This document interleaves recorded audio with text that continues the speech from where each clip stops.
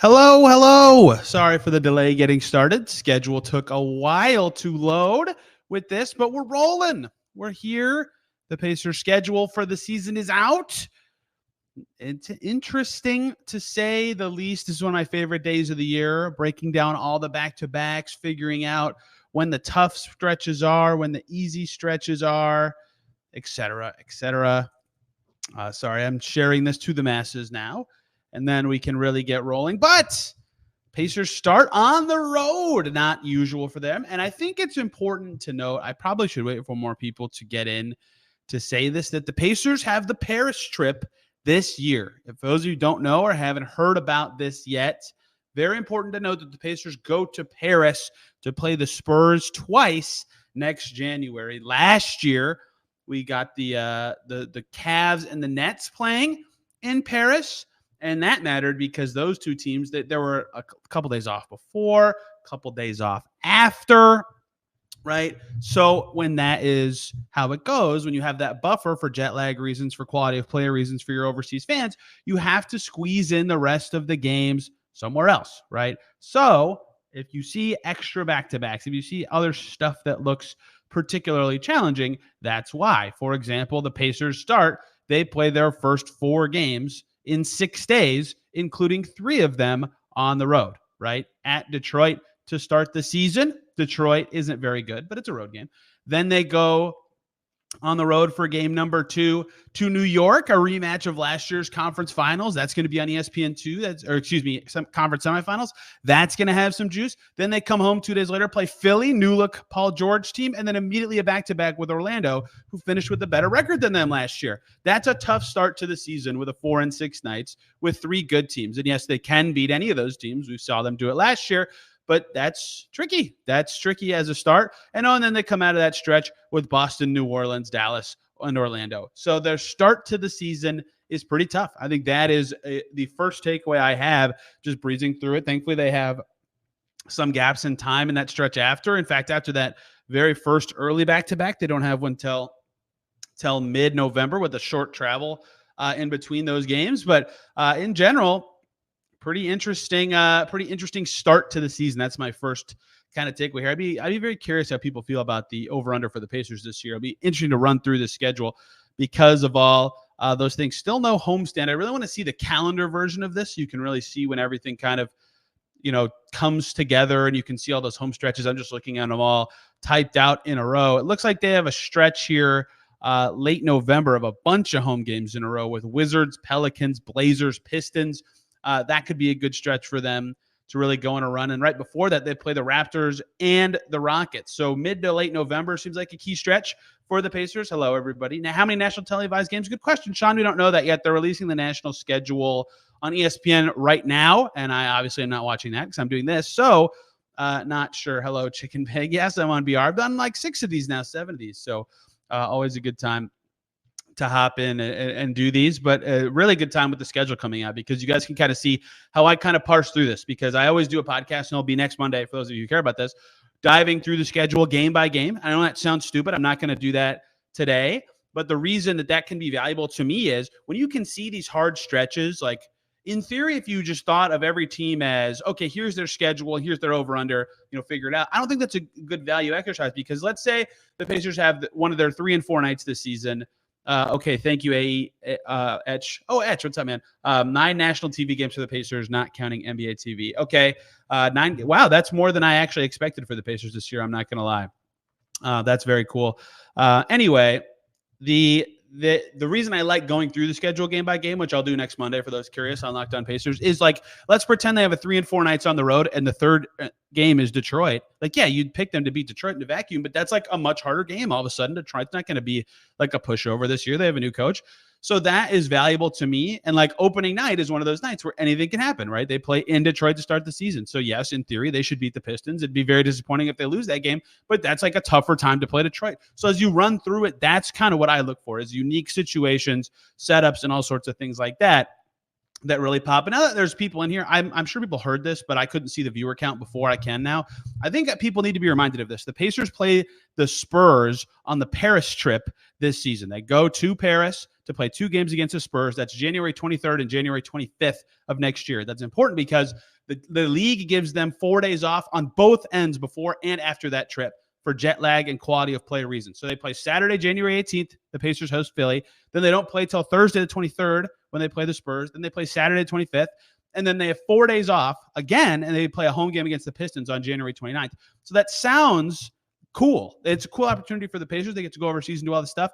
But because of that sandwich where there's in a whatever that is 11-day stretch, they play 2 games. That means the rest of their schedule is going to be more condensed in other places, right? They're going to have extra travel a little bit, probably. That is extra travel right there. They're going to have maybe more back-to-backs than they have in past seasons. I would keep that in mind as you kind of flip through the schedule. The flip to the New Year is pretty interesting as I'm just scrolling through this stretch for the Pacers. This first West Coast swing with Suns, Kings, Warriors. That's strange that they don't do the LAs on that part of the trip. And then they have this stretch after Christmas. OKC, Boston, Milwaukee, Miami, Phoenix in a row. So that stretch from the road trip through the end of that game is going to be very revealing. Their schedule starts out harder. I have to imagine they have a cushy ending given the quality of opponents I keep seeing as I scroll through this. And I think some of this is reflective of the league is better. Every team feels good. But here's kind of an easier stretch in mid-January with Brooklyn, Chicago, Golden State, Cleveland, Detroit. Man, this cannot be fun live television for you guys to watch me just read the schedule through. Okay, there we go. We finally have a calendar release from the Pacers. I'll be able to see things more easily now. But anyway, this is kind of how I sort through this stuff, is to figure out when those kind of stretches are. Coming in and out of the Paris trip is when the Pacers need to clean up. January 23rd is to this first San Antonio game. And wow, this could be a hot stretch. Basically, from then till the AllStar break, that's going to be the critical mass for the Pacers this season. January 23rd through the AllStar break, this is the Pacers' opponents in order. It's Spurs, Pistons, Hawks, Jazz, Blazers, Clippers, Lakers, Knicks, Wizards, AllStar break. That has to be when they are playing at their best. That has to be an awesome. That's right around the trade deadline, so vibes matter a lot. That's right before the All-Star break, so you take your time off and you kind of can assess where your team is. That's going to be a critical stretch. When you guys listen to me talk about this with Adam on Monday as we do our schedule prediction show, that's going to be one that I say this is important. They have to do well here. They've got to focus and knock this one out because they have a lot of harder stretches elsewhere. And even coming out of the break, it's not so bad. Grizzlies, Clippers, Raptors, Heat, Bulls, Rockets. They're among their first games coming out of the break. In fact, their second half of the season in quality appears to be much easier than their first half of the season. My first tweet was about how their start of the schedule can be trickier with quality of opponents and games on the road. People do not seem to agree with me that their start of the season. I have 28 notifications just from tweeting their first 5 games. My Lord, people are starved to be angry at me. But either way, this is fascinating to me that their second half is easier. If they can be just a little over 500 at the break, at the trade deadline, whatever, I think that's going to bode well for them, just given what this looks like. I'm trying to find the calendar version because that is, to me, there we go. That's the easiest way to see the homestands for the Pacers. Yeah, so if I was highlighting key stretches for the Pacers right now, I would start with mid to late November. They have a lot of home games and not some easy opponents. So they play Miami at home twice, Toronto, Houston, Milwaukee, Washington, New Orleans, Portland, and Detroit in a 2-week period, with a bunch of those being at home in November. And then the other one is March. They come home from playing Minnesota on March 17th, and then it's Dallas, Brooklyn, Minnesota, LA, then Wizards on the road, OKC, Sacramento, with almost all those at home to close March. And they have a very easier schedule that I already highlighted from the Paris trip to the All-Star break. So if you want to see the Pacers have the best possible season, those 3 stretches, them playing well and clicking, is going to be important because that's what they have, to me, the easiest time, the easiest opponent quality to kind of hit the ground running. And they close with a pretty easy schedule in general. April, thank you to whoever put this in the comments. How do you like the last week of the schedule since it's probably going to be tight again? They close with a very easy schedule. Charlotte, Utah, Denver on the road. That's obviously tough.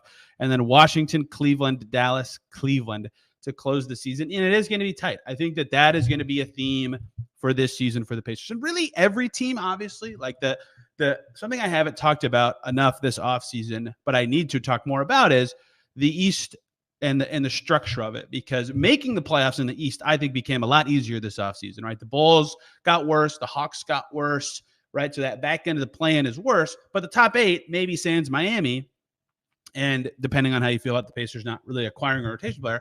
But either way, the top 8 is more cemented, right? So being in the top 8 is easier, but the margins between being 8 and whatever, 2, 3, 4, 5 is way narrower because the Knicks got better and the Bucks probably think they got better with their minimum guys. And the Cavs haven't done much, but they were already pretty good, and they have a new coach. So all these teams are going to think that they're better and trying to be the best possible team. So these margins are going to be really tight. The Pacers last year were tiebreakers away from being in the play-in, right? I think people forget that, and they shouldn't, but the playoff run mattered. Making the conference finals really mattered.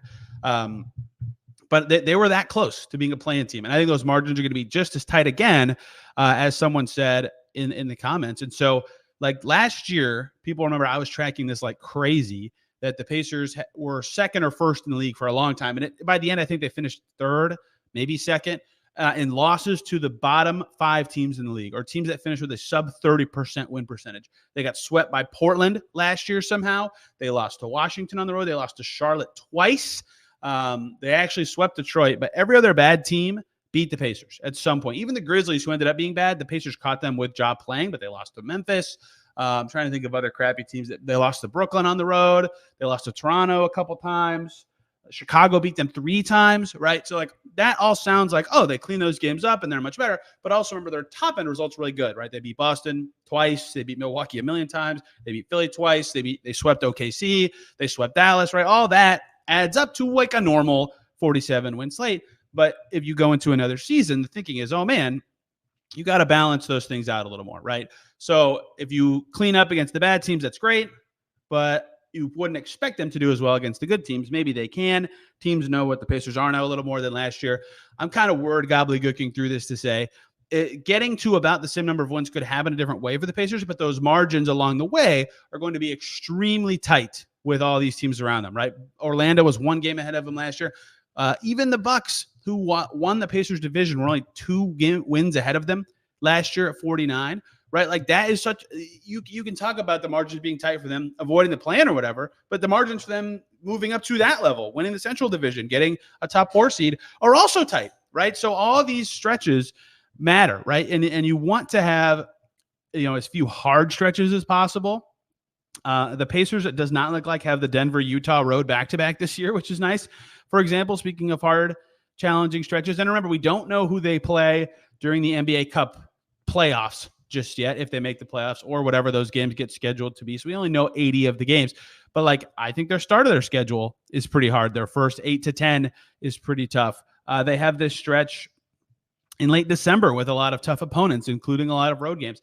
The way that they'll have to handle their first, let's say, 20 to 25 games is going to say a lot about those margins, because they did not clean up against these bad teams last year. It should not be a given that, oh, they'll do well in those stretches I already pointed out, late January, April, just after Thanksgiving. It's not as given as it has been in past seasons. So I think it's going to be important with all those margins to track when these stretches of the best and worst time are for the Pacers. And national TV, yes, Dustin Dopirak says 9 games for the Pacers on national TV, which is more than last year. NBA TV does not count, and I'll be interested to see what that transforms to into the following season, because after this season, of course, NBC gets added to the mix. So, okay, here we go. They've been added to the NBA schedule. National TV games.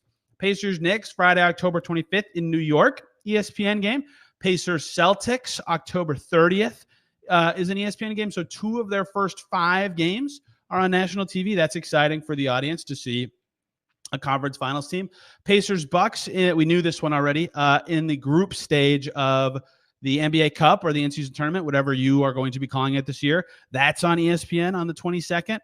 They're on November 22nd, excuse me. NBA TV back-to-back games with 3 in a row on NBA TV for the Pacers. November 23rd, 26th, and 27th when they play Golden State, OKC, and Boston. That will be fun for the Pacers, and the NBA TV audience will get a lot of Pacers around that time. They play the Cavs on TNT on January 14th. That's a very interesting and random game to be on TNT, but that's two playoff teams in the East from last year that hope to be special. That's a Pacers home game sandwiched between two division road games as well. So that one will be kind of fascinating to see how it shakes out. Pacers Spurs, the first one in France, is on NBA TV at 2 p.m. Eastern time. Keep that in mind. And then on Saturday, when they play the Spurs in France, the second time, that one's on ESPN at noon. So that's another national TV game. I think the timing of that game really helps. Pacers Knicks, again, national TV. That's their second to last game before the All-Star break. First night of a back-to-back against the Knicks. That is on TNT. And I believe, and then Pacers Bucks, another Pacers Bucks. So they're leaning into this being a thing, I hope, is on TNT on, I can't find the right tab now, on Tuesday, March 11th. Pacers Nets is on NBA TV for some reason on March 20th. That appears to be their last one. That's two more. My goodness, I'm all over the place. Pacers Lakers on Wednesday, March 26th is on ESPN. Of course, the Lakers are a good draw to get on those ESPN games. But if LeBron's playing, if AD's playing, that'll already be a big show in Indy. Put that on ESPN, 7:30 tip. Should have seen that one was on national TV. And then Thursday, April 10th. I'm going to call this now. I hope someone can somehow clip this. Thursday, April 10th, Pacers Cavs. The Pacers' third to last game of the season, TNT. That game could be a big deal for playoff seeding and positioning. I'm predicting that's going to matter, right? Last year, all the Pacers-Cavs game mattered for tiebreaker purposes, right? The Pacers lost in Cleveland late in the season, and it stunk for them because they didn't clinch a playoff spot that night. They didn't clinch the tiebreaker over the Cavs, and it could have been the difference between the Pacers being the 6, 4, or 5 seed last year late. Now they'll be happy with their seed because they got to play the Bucks, and then they got to play the Knicks, and that's great, and they did well in those matchups and made the conference finals. But I certainly think it matters that those margins were so thin, and those things will matter. Let's see if InPredict has done their schedule breakdown just yet. They are usually the best to me at all this kind of stuff. Or is it InPredict or is it someone else? I can't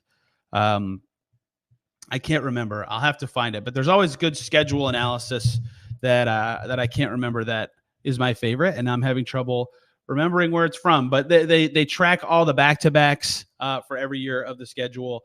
And they usually have it out pretty quick when the schedule comes out. And that's one of my favorite analysis pieces as well, as you kind of look at the highlights for a team. But I cannot remember what the site is called now. I used to only go to it this day per year, and now I'm having troubles actually finding it. But I'll find it before we are through with this. Anyway, does anyone have any questions about the schedule so far? We don't know the full Pacers preseason schedule yet. I think we know 3 of those. They have a Cavs game, a Hornets game, and Bulls, I believe. I can't remember. 3 of those have been leaked via the opponents, not the Pacers. I don't think they have put out their preseason schedule yet. Another year where the calendar starts later. I think that's another note that people may have forgotten. Starting October 23rd, ending mid-April again. A couple of years that wasn't a thing after COVID last year.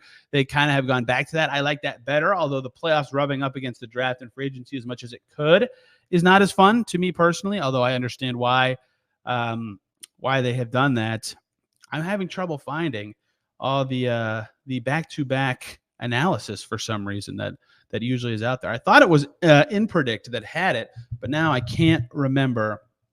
But anyway, the preseason schedule not out yet. I'd expect all those games to be in October. I don't think there'll be any September games this year as well. Does anyone have any questions? That's 14 national TV games, says MP99. I believe that it is 9 ESPN or TNT. 1, 2, 3. Riveting stuff. We'll be counting 4, 5, 6, 7, 8, 9 on ESPN or TNT. Dustin O'Piarago is right about that. And then if you add in NBA TV, you get 1, 2, 3 in a row. 4 if you count the Spurs game in Paris. And then there was a 5th one. Yes, that Pacers-Nets game makes 5. You are correct. 14 games on national TV for the Pacers this season. That's much more than last year. I think they had like 2 or 3. So that is obviously much different. Why am I having so much trouble? Is it positive or it's residual? That is where the schedule stuff comes from. That's why I was going to the wrong place. They always do the schedule dashboard, and it's one of the best things That comes out every year. I hope they have it out, but it probably takes them forever to put everything in once all the schedules come out. But they have had it every season before very quickly. It does not appear that they have it in yet, but that's usually one of my go-to tools. You can see, all the back-to-backs, all the key stretches of schedule. They do not have it updated yet. Why do you think the championship game for the NBA Cup isn't included into the team's records? Because it's an 83rd game. It's an 83rd game. I have my own takes on that game and its sense of mattering, right? The stats didn't count for anything, right? So it was like not really Isaiah Wong and Oscar Tshiebwe's NBA debut, and the Pacers lost and it didn't count. To me, it should not count as a game because it's an extra game. It could be an advantage in that way, but it should matter that you make it and are playing that extra game. The people have floated that it should count as a default tiebreaker win if you get it, which to me would count it, which to me is the same thing as saying if you win, it counts as half a win for your like win-loss column. And if you lose, it does not hurt you to lose, right? So then if you had the Pacers would have won 47.5 last year. So they've been over Orlando. They would not have had to worry about the Sixers or the Heat down the stretch. They lost, and you shouldn't get punished for losing an extra game that you earned playing. But I don't think it should count in that way. Like it's tougher for your schedule. You're playing. And the thing is that people talked about this, and it didn't end up mattering for the Pacers because they made the finals of the in-season tournament. But in a way, if you play well in the in-season tournament, that means you've won games, right? So that means your record is better. But your reward, air quotes, for playing well is when they schedule the knockout rounds or they schedule, whatever the games are, is you play good teams, right? So in theory, your schedule becomes harder if you play better, but playing better means winning. So it's kind of a funny balance of good record versus quality opponent. So the Pacers teams that they played 5 times last year were Milwaukee and Boston, who were really good. And then they played the Lakers in extra time, right? So yeah, they won most of those games. In fact, all of them but the Lakers game they won. But if you're counting these games or you want them to mean something different, it's almost like you want to go 3-1 in the group play, not make the playoffs, and then play other teams that didn't make the playoffs, because then your schedule's a little easier and you still get to pick up as many wins as possible. So I think there are measures to make it not count that have to matter in a way, even though it is obviously a big deal to do well in those games. Pretty sure we doubled our schedule national TV games last year. Yes, absolutely. The in-season tournament helped them get more national TV. Yes, last year, like when they played the Bucks in Vegas, it was a huge deal because, remember, Tyrese Halliburton was with the World Cup team. MP99, great comments. You've been helping me a lot. Tyrese Halliburton was on the national team last year for the World Cup. And he did this story with Brian Windhorst about, like, he has it circled on the calendar when the Pacers play the Celtics on January 30th because that was their only national TV game. He's like, we're going to be on TNT. I got a ball out. We got to do well. And he didn't even play. He came back from injury that night.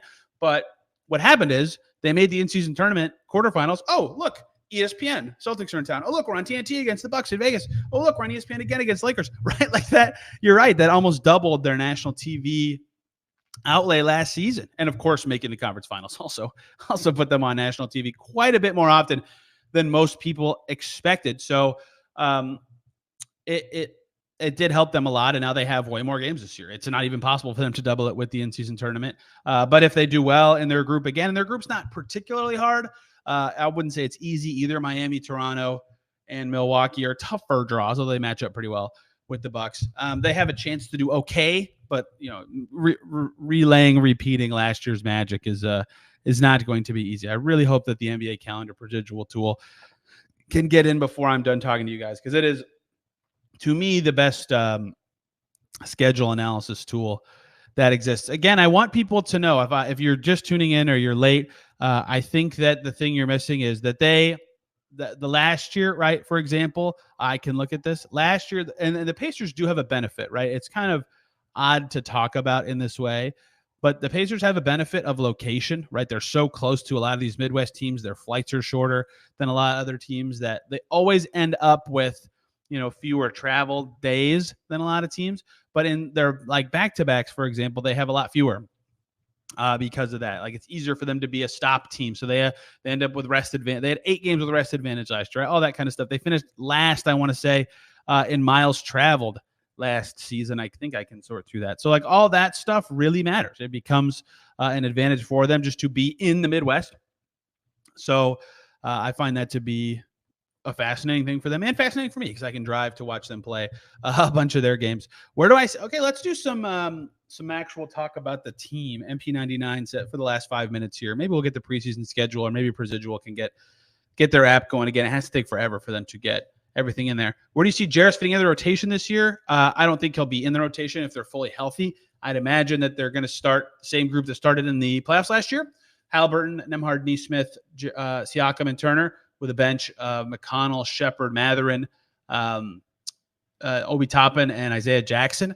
But I think the difference between Jarris Walker last year and this year is that there's no Buddy Hield, there's no Bruce Brown, there's no Doug McDermott, there's no Jordan Nwora. Jalen Smith is also gone, and I would personally, if I'm the Pacers, have Jarris Walker ahead of James Wiseman in any sort of rotational decision. So of the 5 guys that aren't in the rotation that I just mentioned, you have Wiseman, Jarris Walker, Johnny Furphy, whatever happens with Cole Swider and Kendall Brown. And I'm missing one for some reason that I can't remember. Either way, Jarris is ahead of all of them, right? Jarris Walker's ahead of every other guy who's not in the rotation, which sounds like not a thing. Like it shouldn't be exciting. Oh, and James Johnson, duh. It shouldn't be exciting or matter. But the reason it does is now any injury, 1 through 10 on the Pacers, any injury, he's going to play, or he should be in line for minutes. Like if a point guard gets hurt, they should just move Andrew Nembhard down a spot. Boom, Jarris Walker can now play because there's open minutes at the 2, and then Ben Shepherd takes that. Jarris is playing. If a 2 guard gets hurt, they move Ben Shepherd down. Boom, he can play the 3. If a 3 gets hurt, Jarris can just play the 3. If a 4 gets hurt, same thing. Jarris can just play the 4. If a center gets hurt, maybe they decide between Wiseman and Jarris, but they could just move Obi up a spot. So I get that it sounds silly to say he's probably not in the rotation yet. He's still probably going to play more. But I think that's going to be reality for Jarris is that, I don't think he's in their top 10 right now, but in a 10-man rotation, how often are all 10 guys healthy throughout the course of a season? Like 10 games total. So I would imagine you'll see a lot more Jarris this year just because of that. And I think that's a good way for them to talk with him about development. Like, hey, you can earn time. You'll have a lot of chances to earn time. So I think he's probably 6th off the bench, but will end up playing 60-plus games just because of that reality. And the Pacers were pretty healthy last year. I know Halliburton missed time. That obviously was a big deal because he was their best player. But in general, like Miles played a bunch. Obi didn't miss a game. Siakam played every game after he came. Nembhard, whole second half of the season. Nesmith barely missed time. Like that's remarkable. Brian says, thank God we were not going to back-to-backs. Yeah, that was so bizarre last year. They stunk. No matter who they played on the second night of a back-to-back. Crappy team. Could have been you and me out there, Brian. That would have been a tight game. Like it was really bizarre. And it felt weird, too, because they were so good at responding after losses. But those specific games, back-to-backs, or really rapid succession scheduled games, they sucked. I think one of their worst performances of the season was in Utah on that Denver-Utah back-to-back, which is already brutal. And so the Pacers stink on back-to-backs and had that scheduling thing. Oh, they looked horrible in that game. And that was also right after they traded Bruce Brown to Toronto. So their schedule was all weird and their roster was all weird, but that was the worst they looked all season, even though the result probably wasn't the worst. I think they had a game against Orlando that in actuality ended up being a little bit worse. Presidual has the schedule in. Perfect. We can run through this for our last couple of minutes here. This is going to be riveting to me and maybe not as much to other people. So what you can look at in these is the schedule summary, all sorts of stuff. The back-to-back number for I'm trying to load their schedule really quick. Boom, boom, boom, boom. Okay, the Pacers have, they don't have all this in here. Okay, the Pacers have a rest disadvantage 12 times and a rest advantage 10 times. So they're down on that front. Their strength of schedule is 0.494, which ranks as the second easiest in the league this season. That's very convenient. That's probably a result of being in the East and in their specific division. The only team with the easier schedule is Denver. So in terms of quality of opponent, they will, of course, take that. But their rest advantage, wow, the Pelicans have a big gripe with their schedule. In terms of rest advantage, they're about middle of the pack with 10 games, with rest disadvantage at 12. That's actually the second worst in the league. Only the Clippers and Bucks have a worse reality in terms of that. They don't have back-to-back ranks in here yet, unfortunately. That is always one of my favorite tools to see.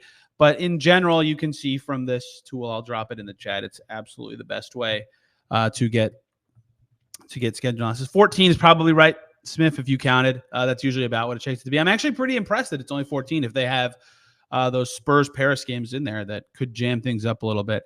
At a quick glance, I see 1 in October. I see 1, 2, 3, 4 in November. This is too hard to read fast, and it's not interesting for you guys to just hear me run through it. But check out that link I just dropped in the chat if you're able to click on links via this chat, because that is, to me, the best way to break down the Pacers schedule. The actual best way is to listen to Adam Friedman and I on Locked On Pacers next Monday, because we'll go game by game and highlight the hard stretches. Last year, we both went through it and said, oh, this schedule is a little easier than they're being given credit for. And we both had them over their over-under win total, despite not being really high on the team entering the season. We both had them over 40 wins. We were right that they were better. Their schedule was a big part of that.